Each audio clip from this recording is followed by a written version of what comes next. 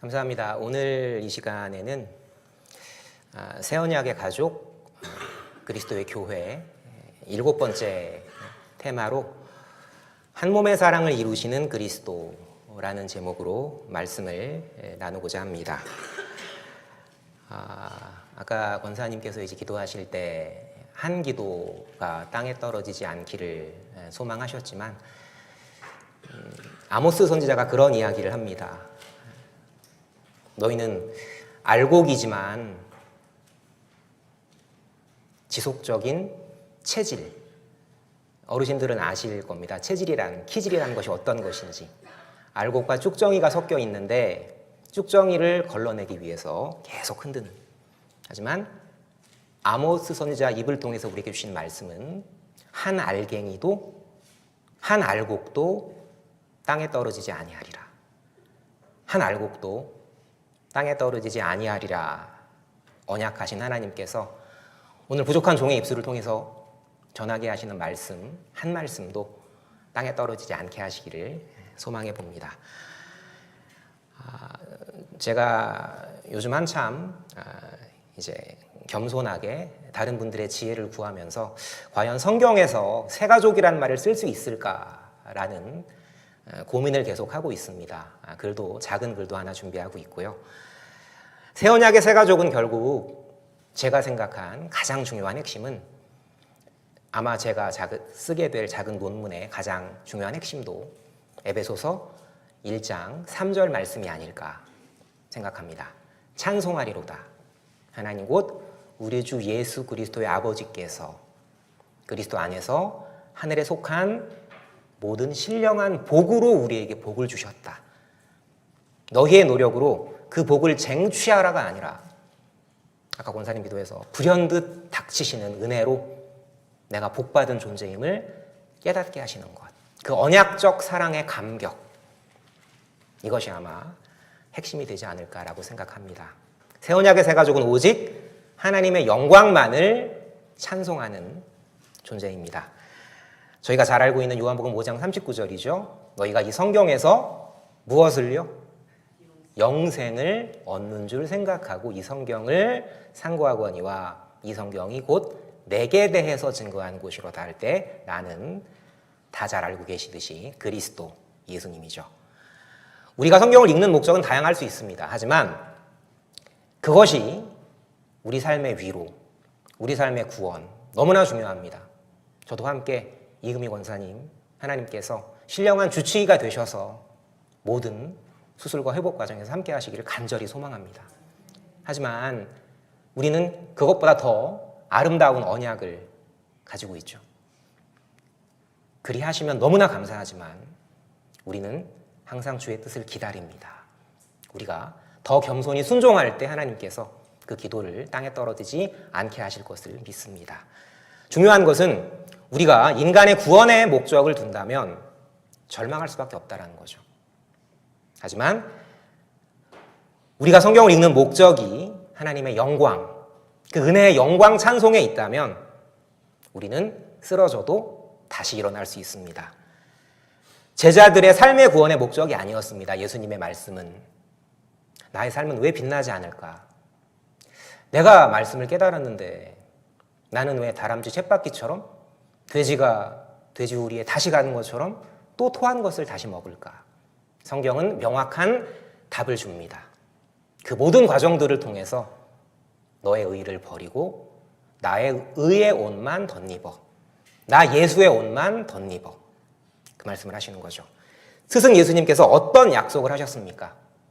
제자들은 비록 듣지 못했지만 우리는 들을 수 있죠. 요한복음 13장 1절에서 그가 6월절을 지나 자기가 세상을 떠나 아버지께로 돌아가실 때가 이른 줄을 아시고 세상에 있는 자기 사람들을 사랑하시되 끝까지 사랑하시니라. 이 요한복음 13장 1절은 방금 말씀드린 에베소서 1장 3절에 정확히 뿌리를 두고 있습니다. 우리를 창세전 언약하셨기 때문에 우리를 아버지의 마음 긍휼로 끝까지 사랑하심. 베드로의 삶은 최선을 다했지만 어리석었었죠. 제가 참 좋아하는 퇴계 이황이 죽기 전에 그런 유언을 했다고 합니다. 내가 자네들과 함께 학문을 연구하려고 최선을 다했는데 어리석어서 참 변변치 못한 것들 뿐이었다. 저는 뭐 개인적으로는 퇴계 이황을 썩 좋아하진 않습니다만 그가 왜 조선 후기에 수많은 학자들이 그를 숭앙했는지 이이보다 율곡 이이보다 더 탁월한 학문적인 깊이가 아니었습니다. 무엇이었을까요? 겸손이었습니다. 대학자의 겸손. 자네들과 함께 연구하려고 최선을 다했지만 변변치 못한 것들 뿐이었다. 베드로도 비슷한 고백을 하죠. 그렇지만 베드로가 이황과 다른 것이 있습니다. 잘 아시죠? 역사의 주관자. 왜 그렇게 하셨는지를 아는 지식. 성경 계시의 목적은 구약부터 신약까지 하나님 나라 언약 복음의 일관된 증거입니다. 또 저 얘기를 하나 싶으시죠? 다시 말씀드립니다. 우리는 반사체이기 때문에 영광의 빛을 지속적으로 받지 않으면 절대 사랑하는 형제를 향해서 빛을 발산할 수가 없는 존재입니다. 인간의 구원이 목적이라면 우리는 계속 흔들리지만 하나님의 영광을 바라볼 때, 계시가 목적임을 바라볼 때, 내 이런 초라한 삶도 하나님의 영광 계시를 위한 작은 미랄이 되겠구나. 내가 통장잔고가 없어서 괴로워할 때 하나님은 나를 통해서 통장잔고가 없어서 괴로워하는 자들의 빛이 되게 하시고, 내가 머리가 너무나 아플 때 하나님은 나로 하여금 질병의 고통에 있는 자들에게 저 사람은 저렇게 머리가 아픈데도 강론을 하네, 저 사람은 저렇게 경제적으로 어려운데도 강론을 하네, 이렇게 하나님은 빛이 되게 하시죠. 오직 하나님의 영광입니다. 제가 최근에 좀 이제 제 강론을 제가 다시 한번 보고 또 보고 계속 이제 갈고 닦는데 AI가 굉장히 재밌는 이야기를 하더라고요. 저한테 네 강론 스타일이 누구누구랑 참 많이 비슷하다. 뭐 제가 감히 그분의 스타일을 제가 따라갈 수는 없겠습니다만 그 목사님이 물론 저는 김기용 목사님을 존경하고 저랑 비슷하다고 AI가 제미나이 친구가 이야기했던 그분이 마지막 설교에서 이런 말씀을 하시더라고요. 여러분, 신앙이 미숙하다고 염려하지 마세요. 그냥 그대로 가세요. 여러분들이 그것을 인정해야 믿음이 성숙해지는 겁니다. 베드로를 보세요. 닭 울기 전에 3번 부인했어요. 예수님이 십자가에 못 박히신 것을 아마 멀찍이서 봤을 거예요. 하지만 부활하신 주님을 보고도 고기잡이 업으로 돌아갔어요. 하지만 여러분들, 내가 또 다른 자리로 어긋났다고 걱정하실 것 없습니다. 베드로가 부활 이후에 새 언약의 성령을 받은, 이건 제 설교입니다. 제가 덧붙인 새 언약의 성령을 받은 이후에 제자리로 돌아왔던 것처럼 우리도 하나님이 반드시 내가 신앙이 없습니다 라고 고백할 때 돌아오게 하실 겁니다. 그게 우리가 그렇게 아름답게 기억하는 로마서 8장 28절이죠. 하나님을 사랑하는 자, 곧 그 뜻대로 부르심을 입은 자들에게는 그럼 어리석음까지도 합력하여 아버지의 선을 이루느니라. 나를 바라보면 아버지의 집에 가지 못합니다. 하지만 내가 아니라 나를 나되게 하신 그리스도 예수를 바라볼 때 우리는 아버지의 집으로 돌아갈 수 있는 거죠. 창세전 신령한 복으로 주신 아들됨의 언약이 아담의 불순종에도 불구하고 반드시 이루어질 것을 보여주신 과정이 모형적 구약 역사입니다. 오직 은혜의 감격, 오직 은혜의 감격이었죠. 아브라함, 이삭, 야곱 모두 다 실수투성이었습니다. 하지만 하나님은 그들의 의가 아니라 당신의 이름의 명예를 위해서 언약에 신실하시도록 모세에게 그 약속을 계승해 주셨죠. 여러분들 출애굽기를 보시면 한 가지 의문이 드는 부분이 있습니다. 하나님이 성막에 대한 이야기를 길게 하시다 못해 중간에 금송아지 이야기가 들어가는데 또 뒤에 성막 이야기를 하시거든요. 왜일 거라고 생각하십니까? 성막의 은혜는 너희들의 금송아지 우상 타락에도 불구하고 내가 이루는 거야. 내가 이루는 거야. 이걸 보여주시는 거죠. 공의로 치면 멸망받아 마땅하지만 사랑의 법으로 우리를 지켜주시는 그 언약은 다윗의 아들 솔로몬의 불순종에도 불구하고 계속 이어집니다. 또한 그 이후에 남유다와 북이스라엘의 처절한 실패에도 불구하고 하나님은 왕의 시대가 아닌 선지자의 시대를 여셔서 우리에게 생생하게, 하지만 나는 끝까지 집요하게 포기하지 않는단다. 내가 너의 마음으로 들어갈 거야. 내가 너의 마음으로 들어갈 거야. 돌비의 차가운 법이 아니라 신비의 뜨거운 법으로 내가 너네 한 마음 한 마음을 지피울 거야 라고 말씀을 하시죠. 그 하나님의 언약이 신약으로 이어져서 아까 제가 말씀드렸던 그 베드로, 예수님의 부활을 보고도 업으로 돌아갔던 자 베드로, 그의 마음을 누가 바꾸셨나요? 성령께서 바꾸셨죠. 그래서 오직 은혜의 감격을, 이런 수제자임에도 불구하고 정말 수제자 자격이 없는 나를 예수님이 끝까지 사랑하셨구나. 나는 내 스승님의 모습처럼 돌아갈 자격도 없습니다. 저를 십자가에 거꾸로 매달아 주십시오라고 돌아갔던 그 베드로. 전 베드로랑 일면식도 없습니다. 하지만 베드로 선생님의 말씀은 기억하고 있죠. 오직 주의 영광을 바라볼 때 우리는 왕같은 제사장, 거룩한 나라, 그의 소유된 백성이 될 수 있다는 것. 그렇게 아들의 영은 지금도 우리 상속자 한 명 한 명을 우리가 에베소서 말씀을 통해서 배운 것처럼 살리실 것이고 일으키실 거야. 너 하는 거 보고 내가 하늘에 앉혀줄게가 아니라 이미 완벽하게 그리스도 예수의 그 생명의 능력으로 살리셨고 일으키셨고 앉히셨다라고 선포하신 말씀을 우리가 살펴본 바가 있습니다. 그 성령께서 새 언약의 성취, 우리의 믿음이 아닌 새 언약이 성취된 아들 예수의 믿음이 히브리서를 전개하는 것처럼 우리 마음 가운데에서도 전개하셔서 교회의 설립, 양육, 무장, 투쟁, 승리를 이끄시며 우리는 가기 싫어도 아버지의 손에 꽁꽁 묶여 끌려서, 가기 싫어도 머리 대신 예수의 팔다리, 살과 뼈가 되어 아버지의 영원한 본향으로 가게 된다. 아버지의 집으로 가게 된다. 하나님 나라의 누림, 이 땅에서 너무나 중요합니다. 하지만 내리시는 최종적 하나님 나라, 그 새 이스라엘, 새 예루살렘 성, 그것이 우리의 최종 지향점이죠. 오늘날 기독교와 예전 기독교에, 물론 오늘날의 기독교가 더 신학적으로 우리처럼 더 전진한 측면도 있지만 한 가지 아쉬운 후퇴한 측면이라고 저희가 볼 수밖에 없는 것은 이 재림에 대한, 완전한 하나님 나라 성취에 대한 강렬한 소망이었죠. 창세기 1장부터 3장까지 하나님 나라 언약적인 여러 가지 아름다운 보화들 가운데에서 오늘은 특별히 창세기 2장 23절부터 4절까지 이하에 하나님 나라에 복된 실제로서의 결혼, 한몸 언약, 결혼 언약, 이런 말을 쓸 수가 있겠죠. 하나님 나라의 결혼, 한몸 언약으로 일단 진행하겠습니다. 첫 아담이 창세기 2장 23절에 내 뼈 중에 뼈요 살 중에 살이라, 이런 고백. 여러분, 이 고백을 어떻게 생각을 하십니까?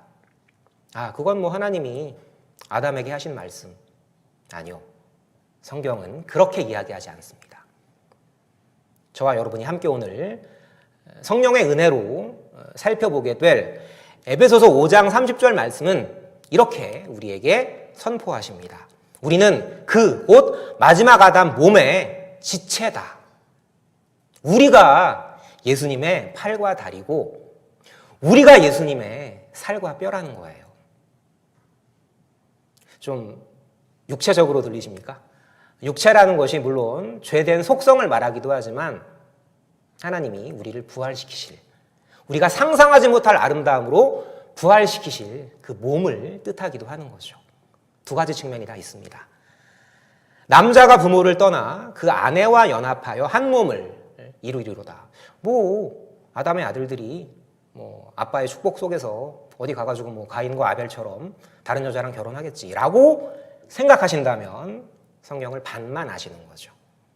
오늘 우리가 함께 살펴보게 될 에베소서 5장 32절 말씀처럼 이 비밀이 크도다. 뭐가 비밀인데요? 뭐가 비밀입니까? 그리스도와 교회. 곧 첫 아담 실패에도 불구하고 우리를 끝까지 사랑하시기에 다시 오실 둘째 아담께서 우리를 신부라, 나의 사랑하는 신부라. 여러분, 우리가 잘 기억하고 있는 여호와의 전능성, 신실성, 주권성, 영원성, 그 제일 마지막의 찬양이 무엇이었죠? 자비성이었죠. 왜 아가서가 제일 마지막에 하나님이라는 이름 한 글자가 없는 아가서에 왜 하나님이 시가서의 마지막을 장식하게 하셨다고 생각하십니까? 너희가 산을 옮길 만한 믿음이 있고 세계 신학계를 뒤집을 만한 언약 성사적 성경 신학이 있어도 무엇이 없으면, 사랑이 없으면 너네들은 꽹과리야. 제가 꽹과리였습니다. 대학교 때 꽹과리였고요. 최근까지도 꽹과리였습니다. 하지만 하나님은 잘하게 하십니다. 오늘 본문 가운데 살펴볼 이야기처럼 생명의 본질은 성장입니다. 머물지 않거든요. 생명은 중간이 없어요. 자라거나 아니면 정체되어서 죽거나 반드시 성령 하나님께서 자라게 하십니다.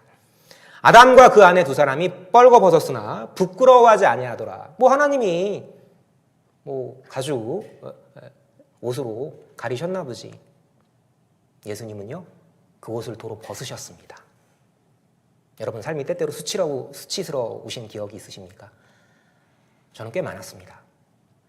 하지만 놀랍게도 주께서 저희를 주의 은밀한 곳에 숨기사 사람의 꾀에서 벗어나게 하시고 저를 주의 장막에 감추사 구설의 다툼에서 면하게 하시리이다. 이 시편의 언약이 제 삶 가운데에서 하나님은 수도 없이 성취된 것을 보게 하셨습니다. 하지만 여전히 또 이제 다시 그 나물의 그 앞으로 돌아가지만 분명한 건 하나님은 나선형처럼 돌지만 어느 순간 그리스도의 충만한 분량으로 자라게 하신다는 거죠.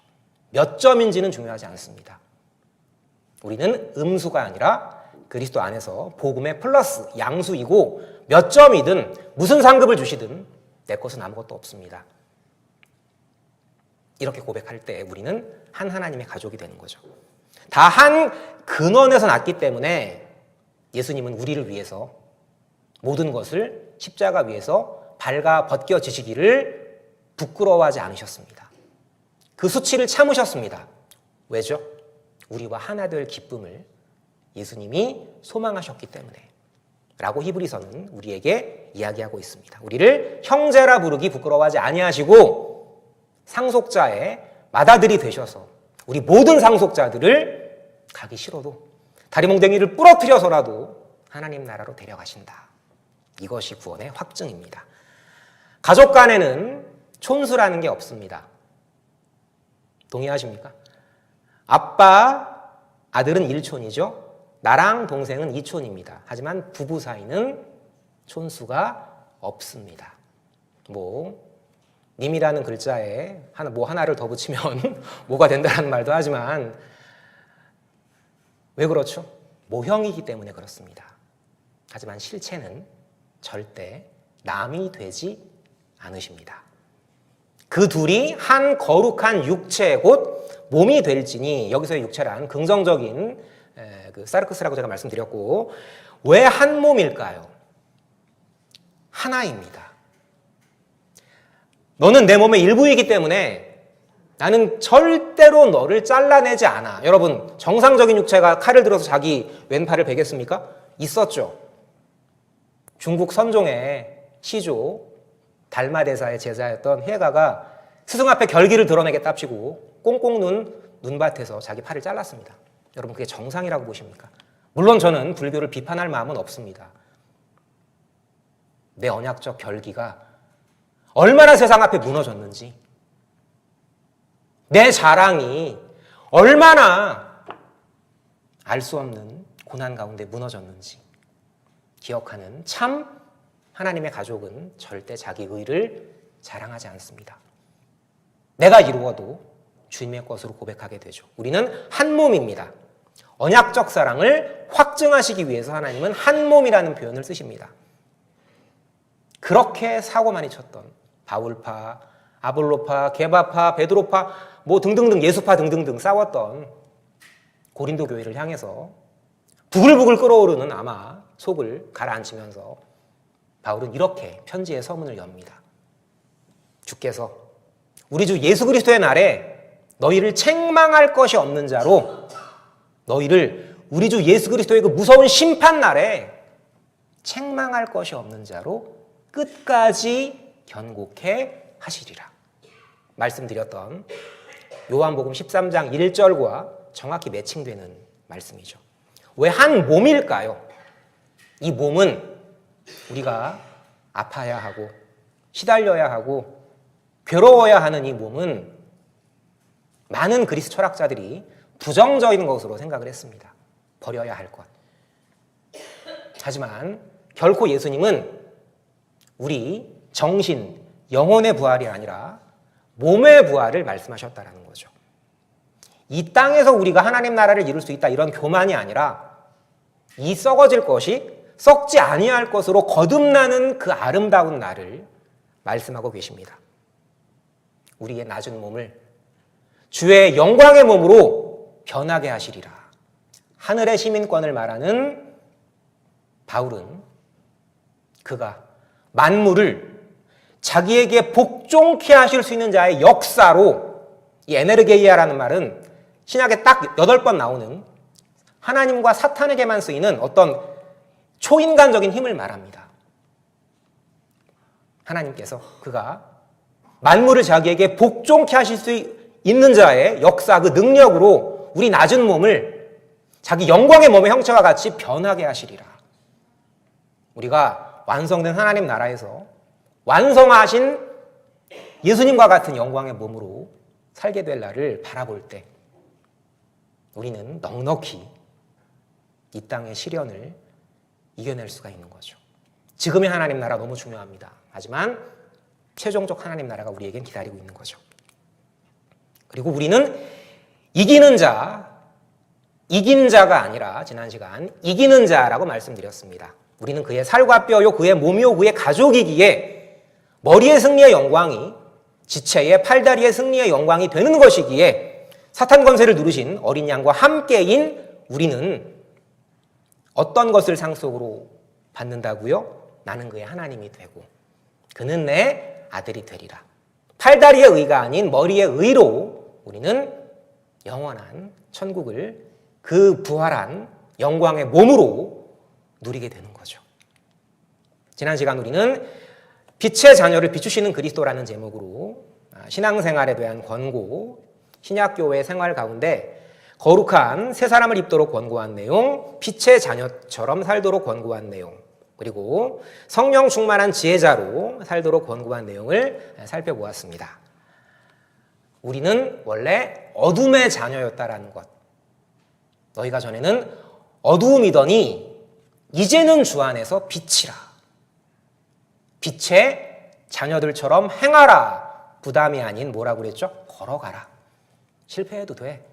괜찮아. 불순종 그럴 수 있어. 하지만 기억해. 너를 끝까지 사랑하신다는 것을 기억해. 그 언약적 사랑의 감격이 추동력이 되어서 너의 걸음을 완전케 인도하실 거야. 그 마음에 하나님의 법이 있으니 그 걸음에 실족함이 없으리로다. 놀랍지 않습니까? 왜 우리가 실족함이 없죠? 그 마음에 하나님의 법, 하나님의 사랑이, 언약적 사랑이 있는 사람은 넘어져도 넘어지는 것이 아니고 둘러싸여도 둘러싸이지 않고 핍박을 당해도 버림받지 않고 결코 망하지 않습니다. 이 썩어 없어질 몸이 아닌 영광의 부활의 몸을 바라보기 때문입니다. 아들의 믿음은 오해하지 마십시오. 결과, 몇 점, 내가 연보 많이 하는 것, 사회에서 인정받는 것, 누가 나를 인정해 주는 것. 제가 개인적으로 참 좋아했던 그 공자 할아버지가 너 처음에 그렇게 이야기를 하죠. 인부지휘불온 부력군자고. 다른 사람이 알아주지 않아도 성내지 아니하면 어찌 군자가 아니겠느냐. 제가 이 말씀이 아니라 이 구절을 정말 사랑했거든요. 안 되더라고요. 정말 안 되더라고요. 여러분은 어떠십니까? 인부지휘불온 부력군자고 하십니까? 아들의 믿음은요, 성내지 아니하는 것이 아니라 주님을 바라보는 것입니다. 저는 또 성내는 죄인입니다. 참 아버지의 마음 긍휼을 말하면서 때때로는 가족에게 긍휼의 언어보다는 내 기준의 선을 말하는 죄인입니다. 아들의 믿음은요, 방향성입니다. 지난 시간 우리가 쭉 살펴본 본문의 내용 핵심은 내면적 정체성의 변화가 먼저이고 외면적 방향성의 변화가 그 다음이다 라는 이야기였습니다. 다시 한번 곧 살펴보겠습니다. 거룩한 믿음은 중간이 없습니다. 그렇게 보일 뿐입니다. 사진이 아닙니다. 과거의 빛바린 추억의 사진이 아니라 지금 나를 자라게 하시는 동영상입니다. 믿음은 명사이자 동사입니다. 거룩한 생명은 중간이 없습니다, 여러분. 안 자라는 것 같으시다고요? 아닙니다. 잘하고 계십니다. 그리고 잘하고 계십니다. 잘 걷고 계십니다. 어떠한 고난 속에도 하나님의 선하심에 대한 신뢰를 잃지 않는 저와 여러분 한 사람 한 사람은 창세전 언약하신 자녀가 맞습니다. 나침반 이야기 많이 드렸죠? 흔들리는 게 당연한 거라고. 아니, 흔들려야만 나를 붙드시는 성령의 자기장을 느끼고 성령 충만, 말씀 충만, 감사 충만하게 되는 거라고. 한 가지 주의하실 것이 있습니다. 여기 식물이 있습니다. 안 자라는 것처럼 보이죠? 아니요. 식물은 자라거나 아니면 죽거나 둘 중에 하나입니다. 우리는 분명히 자라고 있습니다. 우리가 옛사람을 지난 시간 본문이었죠. 너희는 유혹의 욕심을 따라 썩어져가는 구습을 따르는 옛사람을 벗어버리고 새사람을 입으라. 명령처럼 보이죠. 제가 설명드렸죠. 명령이 아니라고. 너희는 이미 부정과거형, 과거에 이미 일어난 단회적 사건, 너희는 벗었어. 너희는 이미 예수의 세마포를 입었어. 너는 함께 살리셨고 일으키셨고 지금 저 위에 앉히신 거야. 그걸 알게 하시는 것이 너의 마음 가운데 있는 새 언약의 성령이야. 말씀을 읽을 때 너의 의가 아니라 그리스도의 의만을 바라보면서 말씀을 읽을 때 네가 지금 살리셨고 일으키셨고 앉히셨고라는 진리를 깨달을 수 있어. 속지 마. 사탄의 첫 번째 계략은 속이는 거야. 야, 진짜 하나님이 이거 먹지 말라고 하든? 첨가하죠. 레알? 정말 하나님이 너더러 이거 먹지 말라고 해? 우리를 끊임없이 속입니다. 내가 진짜 사랑받는 자녀가 맞나? 가라집니다. 여러분들을 속이는 가라집니다. 이미 벗었다. 새 사람을 입었다. 그런데 중간에 뭐가 들어가죠? 오직 너희의 심령이 새롭게 되는 것입니다. 아까 제가 식물 말씀드린 것처럼 지속적으로 내가 볼 때는 잘한 것 같지 않지만 고난 중에 묵묵함으로 여러분들은 잘 걷고 계신 겁니다. 새롭게 되어 현재 반복 진행입니다. 우리의 새 생활의 근거는 영원한 제사. 히브리서에 여러 가지 아름다운 구절들이 참 많지만 저가 한 제물로 거룩하게 된 자들을 영원히 거룩하게 하실 거라고. 우리는 이미 영원히 거룩하게 된 한 제물 예수의 피로 영원히 거룩하게 된 하나님의 자녀입니다. 정체성의 변화가 먼저고 이 깨달음 이후에 삶의 한 걸음 걸음이 방향성이 그 다음이죠. 그래서 너희가 전에는 어두움이더니 이제는 주 안에서 빛이라. 빛의 자녀들처럼 행하라. 역시도 명령문이 아닌 내면적 정체성의 변화 이후에 외면적 방향성의 변화라고 말씀드렸습니다. 한 가지만 제가 더 추가해서 드리고 싶은 말씀은 너희는 주 안에서 빛이라. 요 문장은 동사가 없습니다. 그냥 빛이에요. 바울은 때때로 동사를 생략하는 수사법을 통해서 강력한 메시지를 전달하고자 하는 거죠. 그래, 너의 생각에 네가 반사체 같지? 근데 어느 순간 있잖아. 너는 그리스도 안에서 빛이 되는 거야. 빛나는 보석이 되는 거야. 어둠 속에서 네가 보석이라는 걸 몰랐지. 하지만 말씀의 빛이 비추어지면 너는 세상을 비추는 보석이라는 걸 알게 돼. 출애굽기 19장의 언약이 지금 너의 삶 가운데 진행되고 있다는 걸 알게 돼. 정체성이 먼저입니다. 너희는 이미 옛사람을 벗고 새사람을 입었어. 그리스도 안에서 그분의 반사체가 되었어. 방향성이 그 다음입니다. 그러니까 무너져도 늘 새 마음으로 다짐해. 그러니까 흐려져도 늘 새 빛으로 세상을 비추어. 여러분, 우리가 그럼 어떻게 우리 남은 삶을 살아가야 하겠습니까? 여러 가지 생각들을 하시겠지만 디모데에게 바울은 이런 조언을 하죠. 오직 말씀과 기도로 거룩하여지니라. 말씀과 기도로 거룩하여지니라. 하나님의 지으신 모든 것이 선함에 감사함으로 받으면 버릴 것이 없나니 하나님의 말씀과 기도로 가까이 가게 되느니라 라고 이야기를 합니다. 어둠 속이 아니라 어둠 그 자체였던 우리였습니다. 신령한 눈은 고사하고 공중 권세 잡은 사탄 권세의 노예가 되어서 여전히 비교질, 판단질, 노노의 구조를 붙들고 인부주의 불온 부력군자고 그러던 우리였죠.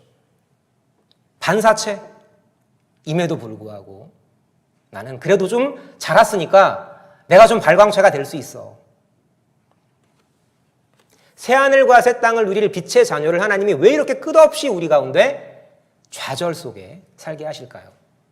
내 좌절의 깊이가 깊을수록, 내 삶의 우물의 깊이가 깊을수록 어느 청교도 시인의 표현처럼 주님의 별은 더욱더 밝게 빛이 납니다. 괴로우십니까? 어려우시죠? 남들에게 말할 수 없는 나만의 아픔이 있습니다. 하지만 그 아픔을 누구 아닌 주님 앞에 홀로 털어놓으실 때 주님의 위로가 함께 하시기를 간절히 소망합니다. 우리는 꼭 잊어서는 안 되는 중요한 전제가 있습니다. 우리는 착한 자녀가 아니에요. 우리는 원래 하나님의 아들이 아닙니다. 입양된 자예요. 상속자 예수께 붙어서 함께 하나님 나라에 가는 자이지 우리의 누더기로는 절대 세마포를 입을 수 없는 존재입니다.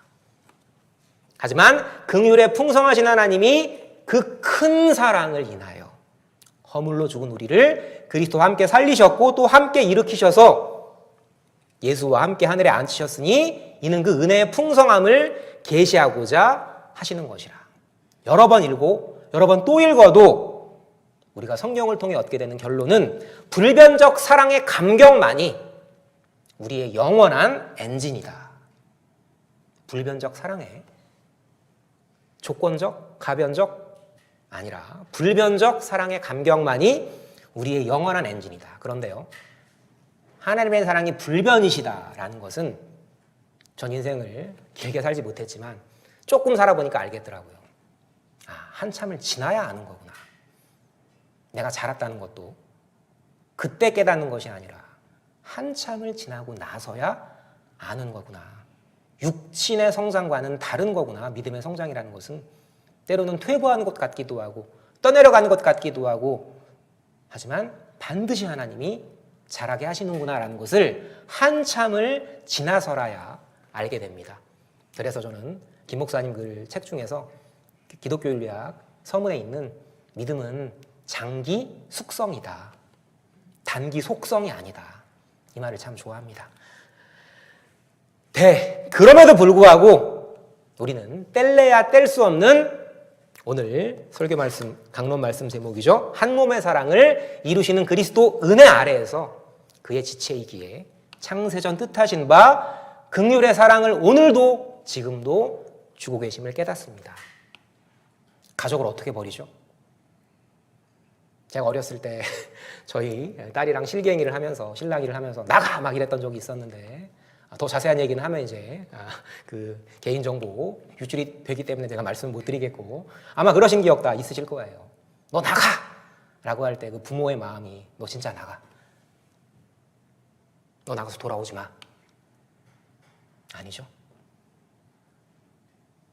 성경에는 수도 없는 너만 나가, 너 저리 가, 너 내 아들 아니야, 이 말씀이 있습니다. 왜 우리가 성경 전체 이것을 그렇게 강조하죠? 전체 성경을 볼 때 이 성경은 너희의 구원을 논리적으로 증명하는 책이 아니야. 나 그리스도의 한 몸의 사랑을 계시하는 책이야. 버릴래야 버릴 수 없는 가족의 일부이기에 창세전 뜻하신 바 긍휼의 사랑 주심을 깨닫습니다. 이 얘기를 하고 일단 일부 강론을 마치도록 하겠습니다. 백치라는 소설이 있습니다. 혹시 읽어보신 분 계실지 모르겠지만 유명한 그 러시아의 대문호죠. 도스토옙스키의 백치라는 말은 주인공입니다. 저랑 참 그 동지의식을 많이 느꼈던 좀 약간 굉장히 어리숙하지만 뭐 하여튼 굉장히 순수해요. 이 무시킨이 이제 스위스에서 정신장애랑 질병으로 치료를 받다가 이제 돌아옵니다. 그런데 돈이 없어요. 무일푼입니다. 굉장히 천진난만한 그의 언행은 주변 사람들을 때로는 당황시키지만 또 때로는 사람들은 결국 무시킨 공작을 사랑하게 되죠. 그런데 이 소설의 핵심은 여기 지금 나와 있는 숨 쉴 수 있는 시간은 5분뿐이다. 2분은 동료들과의 작별, 2분은 나의 인생 반추, 1분은 세상과의 마지막 시선. 아까 잠깐 살펴보았던 무시킨이 소설 속에서 누군가 대화 속에서 나오는 이 구절은 도스토옙스키의 실제 경험이었죠. 실제 경험이었습니다. 이 사진에서처럼 말이죠. 1849년도에 반체제 인사로 찍혔던 도스토옙스키는 이제 곧 사형을 기다리는 마지막 5분을 맞습니다. 이분은 나의 사랑하는 동료들과 하나님을 기억하는 이야기와 위로와 용서를 나눕니다. 2분이 지났습니다. 이분은 내가 정말 이렇게 살아서는 안 됐던 것이었는데 지체들에게 주었던 상처, 내가 주인된 어리석었던 삶들을 돌아봅니다. 그리고 마지막 1분 저 대자연을 바라봅니다. 시리도록 투명한 하늘, 그리고 찬란한 햇빛. 주님, 저에게 1분만 더 살게 해주십시오. 아니 10초만 더 살게 해주십시오. 그때 니콜라이 1세의 친서가 날라오죠. 이것들을 시베리아 유배형에 처하노라. 그 이후에 도스토옙스키는 심정의 그리스도라는 표현을 쓰게 됩니다. 우리식으로 표현하자면 새 언약의 성취로 우리 마음을 변화시키신 그리스도, 이쯤이 되겠죠. 사실 이건 황제의 사형놀이였습니다. 반체제 인사들을 겁주기 위한 황제의 장난이었는데 저는 하나님의 계획이었다고 봅니다. 매 순간이 거대한 재산이다, 이런 표현을 쓰거든요. 도스토옙스키가 각 순간이 영원의 행복이다, 이건 원문이고요. 사형 직전 동료들과의 이별, 용서, 연대, 이것은 나를 넘어선 사랑이었습니다. 보통은 여기까지 이야기를 합니다. 하지만 더 중요한 건 그 다음입니다. 시베리아에서 도스토옙스키가 딱 한 권 허용되었던 성경, 거기에서 그리스도를, 심정의 그리스도를 찾게 됩니다. 가장 추악한 죄수 안에도 하나님의 형상이 깃들어 있다. 우리가 사랑함은 그가 먼저 우리를 사랑하심이라. 시베리아 유영지에서 먼저 사랑하신 그리스도를 발견합니다. 수많은 죄인들과 함께 유일한 한 권의 책 성경을 붙들게 됩니다. 이런 이야기를 하죠. 누군가 내게 그리스도가 진리 밖에 있다고 증명해도 나는 진리보다, 그 인간의 진리보다 그리스도를 택할 것이다. 말씀이 준 힘이었습니다. 이성을 넘어서 이성에 기초한 심정으로 새 언약의 성취로 만난 그리스도를 이렇게 이야기를 합니다. 이성을 통해 얻은 그리스도가 아니다. 심정을 통해 얻은 그리스도다. 생각하고 또 생각해서 얻은 그리스도가 아니라 자기의 일체를 용서받고 눈물을 통하여 얻은 그리스도다. 눈바람 몰아치는 차가운 감옥 속에서 한없는 고독과 괴로움 속에서 만나본 심정의 그리스도이시다. 묻고 싶습니다, 여러분. 여러분이 정말 그 마지막 5분에 계셨다면 무엇을 바라셨겠습니까?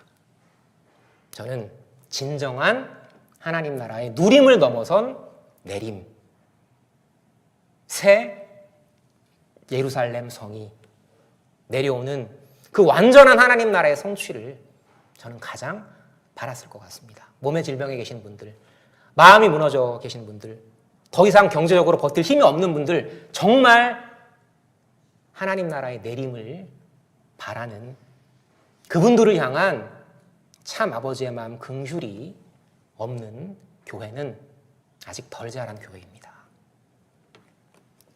현재 하나님 나라의 누림 분명히 필요하고 너무나 소중합니다. 하지만 완전한 하나님 나라의 내림, 주께서 호령과 천사장의 소리와 하나님의 나팔 소리로 친히 하늘로부터 강림하시리니 그리스도 안에서 죽은 자들이 먼저 일어나고 그 후에 우리 살아남은 자들도 구름 속으로 끌어올려 공중에서 주님을 영접하게 하시리니 그리하여 우리가 항상 주와 함께 있으리라. 이 부활한 몸으로요. 거룩한 몸으로 주님을 직접 바라보면서 찬송을 부를 그날, 마지막 5분이었다면, 진짜 마지막 5분이었다면 저는 그 완전한 하나님 나라의 누림을 넘어선 내림을 바랬을 것 같습니다. 보통 재림신앙이라고 하죠. 많이 왜곡되었고 많이 타락되었지만 이 재림신앙의 강렬함이 없으면요, 기독교는 건조한 돌비로 돌아가게 됩니다. 계속 이어서 2부 시간에 교회의 진리를 통한 무장 중에서 가정생활에 대해서 권고하는 내용 살펴보도록 하겠습니다. 잠시 쉬었다가 계속 가도록 하겠습니다.